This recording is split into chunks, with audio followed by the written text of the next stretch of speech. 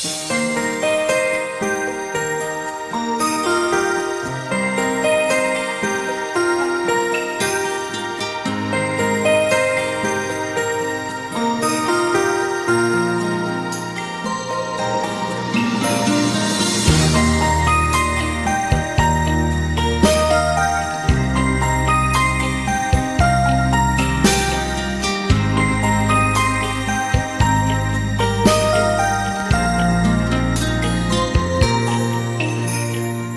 mong nhị oi héo phun miền xe dòng oi nhông pan hình cho ta nhìn ghét ăn chi si ăn cú lôi khiêu nhiên to dịp mò thét hồ sim hay con kia nhị cho nhìn bòi khu đò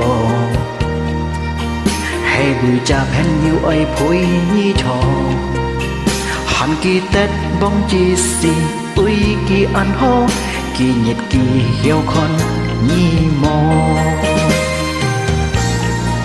trên tông khen hiếu si giáo ăn tô con vui cha tôi nhi hồ khu tô hắn hiếu phủi nhi cho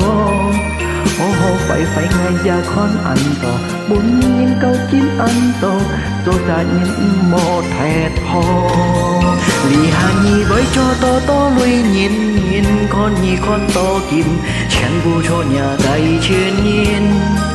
he con nhi cho dịch chạ mò lui nhìn mò ăn coi lấy cặp nhìn con bây giờ hắn mò nhìn xin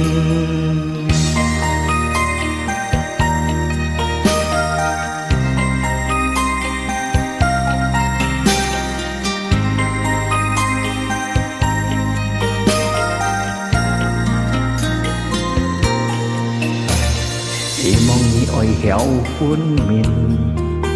xe dòng oi nhóm pan hình cho ta nhìn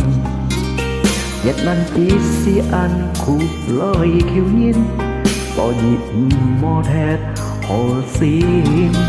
hé con kia nhịp cho nhìn bòi khu đò hay bùi cha phen yêu oi phôi nhi trò hàn kỳ tết bóng chi si ui kỳ ăn ho kỳ nhiệt kỳ hiếu con nhi mò